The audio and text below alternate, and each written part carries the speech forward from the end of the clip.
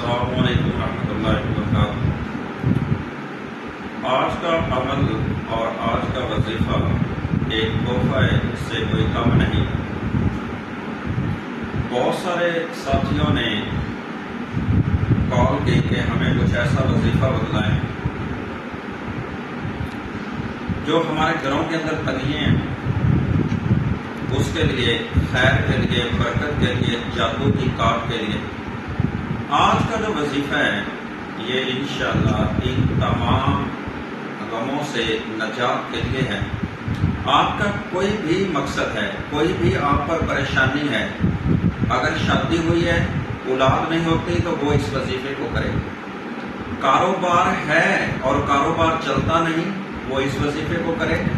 جو جوان بچی ہیں یا جوان بچے ہیں، ان کے رشتے نہیں ہوتے، رشتوں کی وجہ سے پریشان ہیں، وہ اس وظیفے کو کریں۔ جادو ہے تو جادو کے لیے اس وظیفے کو کریں۔ بیماری ہے تو بیماری سے نجات کے لیے اس وظیفے کو کریں۔ نظر بد ہے پھر اس وظیفے کو کریں۔ یہ قرآن کی ایک چھوٹی سی سورہ ہے، یہ سورہ وہ ہے جو قرآن کی سب سے چھوٹی سورہ ہے۔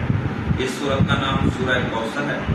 اس کو میں اب جو آپ کو ترتیب بتلاؤں، اس کے مطابق انشاءاللہ اگر اس وظیفے پر عمل کریں، حقیقت بات ہے، یہ میں آپ کو اپنے سینے کا راز دے رہا ہوں، یہ اتنا مجرب عمل ہے اور اتنا وظیفہ پاورفل عمل ہے، انشاءاللہ اللہ کے حکم سے آپ ان تمام چیزوں سے نجات پائیں گے۔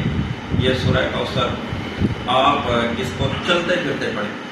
یہ نہیں ہے کہ آپ اس کو کوئی خاص وقت ہے، جو آدمی، جو میری ماں، میری بہن، میری بیٹی یا میرا بھائی اس کو اپنی زندگی میں لے آئے گا، زیادہ نہیں، چند دن آپ اس پر تجربہ کر کے دیکھیں۔